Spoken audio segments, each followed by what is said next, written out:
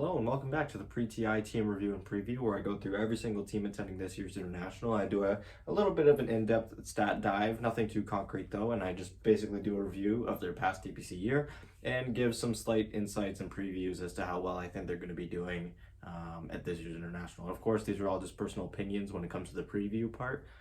It's usually just me taking how I felt the team has done over the past year and just kind of doing and if it's a team that's been together for a long time, how they've done in the past, and just trying to do my best to make a little bit of a prediction. Nothing again in concrete, and it's all just personal opinion that is subject to change.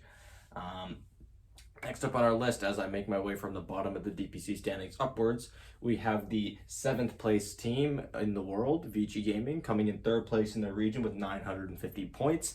Another powerhouse coming from China, surprise, surprise. All 5 teams coming from China, like I mentioned before, are absolutely candidates to make it to, I'd say, at least the top 6. I would not be surprised if any team from China made it to top 6. That includes the bottom teams, which actually ended up being Aster and Elephant, which I'm a little surprised about. Elephant, I'm less surprised. Aster, I'm more surprised about.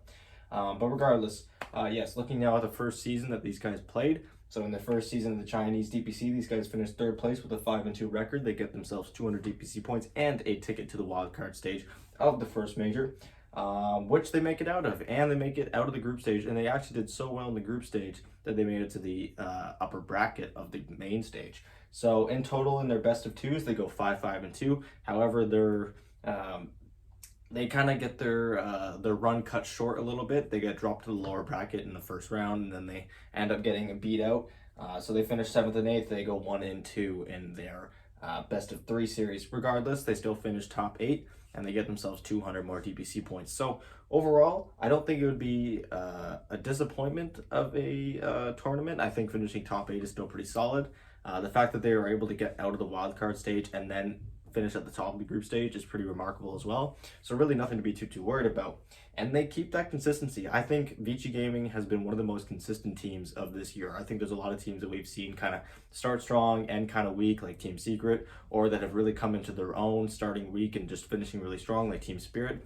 Now, Team Spirit's a little debatable because they finished strong, but they still didn't necessarily do all that great at the majors.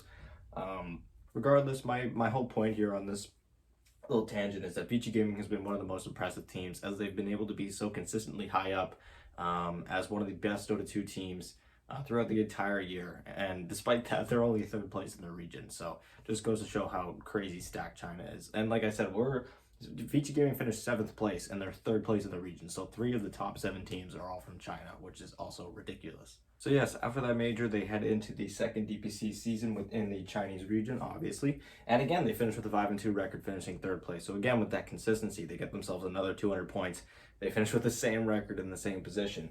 And so because of that, they again find themselves in the wildcard stage, which has proven to not really be an issue for them. These guys finish at the top of the wildcard stage, and then they do pretty well in the group stage. They didn't top the group stage like they did the first time, so they don't go immediately into the upper bracket, but they still make it to the main stage nonetheless, where at the end of all of those wildcard stage and group stage, they finish with a 4-7-1 record, and this time they go on a little bit more of a run than last time. This time, they win 3 series straight before getting knocked out by Evil Geniuses, the 2B finalists of this major. So they finish 4th place overall, regardless. They almost make it to the last day. And they get themselves 350 more DPC points. So they only needed 200 more to technically qualify for this year's International at that point. 800 was the cutoff, but they get themselves 150 on top of that. So again, they're really, I wouldn't say they're peaking. They did get their best result near the end, but I don't think that's a peak. I think this is just showing of just pure consistency in a strong team. So yes, now looking at their matches against other teams that are attending this TI, this is actually because these guys have played so many games, because they're in the region with the most teams attending, China, so you have at least 4 series per season, and they made it to the wild card stage, then the group stage, then the main stage in both majors. I didn't have enough board space to fit every single game on here, so for the 2 seasons, I have all 4 series that they played, but then when we get to the majors, I again only put the teams that they are attending TI, and I also took off all the Chinese teams because we already have some decent information here from the Chinese teams. And then I also excluded any teams on the main stage that aren't attending TI, even though all those I'm going to be counting in their actual stats. This is just for show. just to kind of get a visualization of like their wins and losses and draws and all that stuff. Whereas in their stats, I cover every single team attending TI in both majors and both seasons, as well as every single series from the main stage of those majors, even if those teams were not attending TI.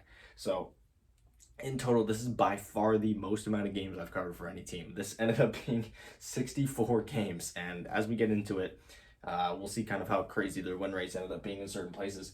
So yes, in season 1, they split against the top teams from China attending this year's international 2-2, and they do that in both seasons.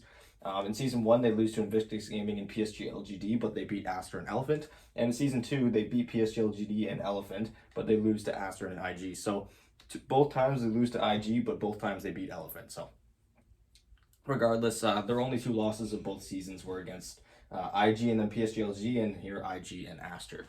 Heading into the first major in the wildcard stage, which I've marked with a red star, their most significant series, which was against a team that is also a 10 TI that wasn't from China. So again, really putting a lot of restrictions on my on how I take games out here. They win 2-0 against T1, following that in the group stage, which they had actually tied a lot of series in that group stage, but they still managed to come in the top 2. They draw against Alliance, Quincy Crew, and Thunder Predator, and then on the main stage, the 2 other teams actually attending TI that they played were actually both of their losses, which was Invictus Gaming, a team that they seemed to struggle with beating, and then Team Secret, who ended up knocking them out early. And then Team Secret at that point was still going on their run, was still showing a pretty prominent amount of dominance. Yes, in season 2, like I had said, they still lose to IG, but in the Animajor, they play against Team Secret in the wildcard stage, who at that point, Team Secret was kind of struggling. Team Secret ended up being knocked out of the wildcard stage. In the group stage, they draw against Evil Geniuses, but then they make it to the lower bracket where they beat Virtus Pro, Team Spirit, and Quincy Crew before, like I said, running into Evil Geniuses, who knocked them out. And that was a 2-1 loss. So yes, jumping into the stats now, like I said, every single game that they've played this entire DPC year against any other team attending TI, plus all their games from main stages at tournaments were taken into account into my stats, which was a total of 64 games, in which they won 38 of their 64 games, which is just under a 60% win rate, which is absolutely incredible when you're considering the caliber of the teams that they have been playing in these stats that I've taken account of. And notably, you'll see something is that their Radiant and Dire pick rate, I'll say, was drastically different. You can tell that they were clearly trying to pick Dire every single chance they got. They didn't really care about pick order because the pick order was relatively split. Whereas with Radiant, they had only played 13 of their 64 games on Radiant. So they played the remaining 51 games on Dire, which is just under 80%. It's roughly 80% of their games on Dire. So it was very clear that was what they were going for. So yes, on Radiant they go 5-13, so actually they go sub 50%. But on Dire, on 51 games with a 65% win rate, they get 33 wins and 18 losses. Again, incredible. Their first pick, they go 18-12, so 60%, and last pick, 20-14. It did not seem to matter what pick order they had. These guys knew that they just wanted Dire, and every time they got it, they had a darn good chance of winning games. On the combinations of the 2 now, it seemed like Radiant first pick was their weakest. They were 2-6 on it. Whereas on Radiant second pick, they were actually slightly positive, going 3-2. Again, small sample size. They did not play very many games on Radiant. On Dire first pick, they were 16-6 for a 73% win rate, which is absolutely incredible. On Dire second pick, they go 17-12, which is lower percent-wise, but it's still an astonishingly good win rate when you're taking into account how good these teams are. In their game 1s, they were 16-12. In their game 2s, they were 20-8. So they were pretty darn good in their game 2s. Pretty good, above average in their game 1s as well. So usually they were relying on winning 2-0. Because whenever they went to game 3s, it was pretty rare that they were winning them, actually. They go 2-6 in their deciding game 3s. So that's maybe something to take into account going into this year's international. I think Vici Gaming has the best shot at winning series if we're looking purely at the statistics when they're winning them 2-0. If series end up drawn at 1, I don't know if I'm going to be expecting Vici Gaming to pull a win out. But again, these are just stats. They're not concrete or anything. So I'm not going to place bets or anything just based off of this. And their win rates in in games that were less than 40 minutes, they went 24-15. And in games more than 40 minutes, they were 14-11. So they were slightly better in games that were shorter. But again, it didn't really seem like it was a problem if games were on the longer side. They were still pulling more wins than losses. Yes, now looking at the most heroes played, or the heroes that they had played, because they had played so many games, they're going to have more heroes played than any other team I've covered so far, which ended up being 79. And the most played by them was actually Mars with 13, Shadow Shaman and Phoenix with 12 games each, Void Spirit and Ancient Apparition with 11 as well, and then Storm and Pangolier with 10 wins as well. Pangolier was one of their more prevalent heroes in the first half of the DPC year. Looking at their best heroes now, they actually had Shadow Shaman with 11-1. PYW's Shadow Shaman was absolutely insane. They would just pair him with Old 11's Pangolier, and they would like crush pretty much every lane, to the point where teams in the first half of the DPC year, because that's when they were picking this hero the most, were just first phase banning it pretty much every game against them. And if they didn't, then they would lose to it. So yes, 11-1 on the Shadow Shaman. Terrorblade, ET, and Timbersaw all going 5-1 as well. Looking at their worst heroes now, it was hard to find some heroes with some actually bad win rates, so I've got some with some more lukewarm win rates. Troll Warlord being 1-3, Grimstroke being 4-6. So again, not terrible, but it was tough to pull some heroes with not great win rates here. And then Spectre with 3-4. Looking at the heroes most banned by Vici Gaming, they had banned a total of 85 different heroes, 26 of them actually being IO. And it's interesting because all of those bans, pretty much, I think besides like one or two, came in the first half of the DPC, so the first season and the first major, of which 30 of the 64 games come from. So they pretty much banned that IO in every single game in the first half of the year, and then they banned it like never in the second half. And the same thing goes for Alchemist. They did not ban Alchemist in the second season or the second major once. They banned it entirely in the first half, so pretty high there. It's pretty impressive to see those two heroes are actually in the top 3 for their most banned by, when they only banned him for half of the time.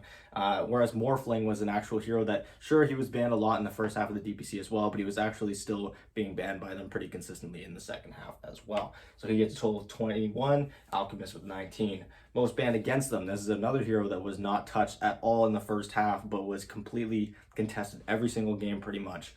And that's Broodmother with 28 bans. This hero was getting banned against them every single game as soon as the second season started. And whenever it wasn't getting banned, it was getting picked actually by the opposing team. I don't think Vici Gaming actually played a single Broodmother game this whole time, but it was getting banned against them every single time. At least they didn't play a Broodmother game in any of the games that I covered. Of course, they could have picked it in some of the games against some of the Chinese teams that aren't attending TI. Phoenix with 22, again another one that was pretty consistent throughout the year, and Timbersaw with 19. Looking now at their roster, they've got their fair share of mix of some rookies and some vets here.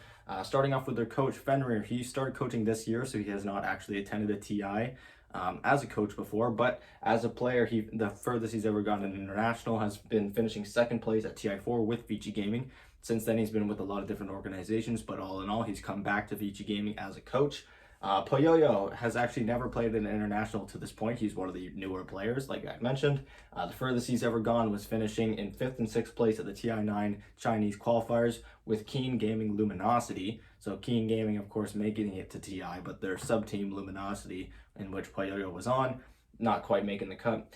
Ori finishing 5th and 6th at TI9. He was on the same stack as DY. They are both still on Vici. These guys have been on Vici for quite a while now. Old 11, of course, has been around for a long time. The furthest he's ever gone was finishing 4th place at TI7 with LGD. And then PYW finishing 9th and 12th place at TI8 with Team Serenity is the furthest he has ever gone in TI. And finally wrapping things up with some team averages now. Their average GPM was 23.36, average XPM 28.45, very high. Very high considering, again, the teams that they're playing against and the caliber of the Dota that's being played. Average KDA 3.86, pretty high as well, and an average maturation of nothing really spectacular, but 38 minutes and 20 seconds. Anyways, that's going to do it for my review of Vici Gaming's past year. I think all we can expect from Vici Gaming in this tournament is just going to be pure consistency. They've shown that they can play well in groups and a wildcard stage. That's not going to be a problem. I would be very, very surprised to see them in the lower bracket. I think these guys are going to be upper bracket. I think if they can win a series right off the bat in the upper bracket, they can have a shot of going on an actual run in the upper bracket. But at the same time, these guys have been more known to go on lower bracket runs. Specifically in that second major, that was the run that they had more success with, is when they started in the lower bracket and just made that run before running into EG again. So yeah, I would be very surprised to see them knocked out early. Again, these have been one of the most consistent. This is one of the most consistent teams in all of Dota right now. Very good, very talented a group of players and a very veteran coach who sure hasn't necessarily been a coach for very long, but has played at an international multiple times and he knows what it's like.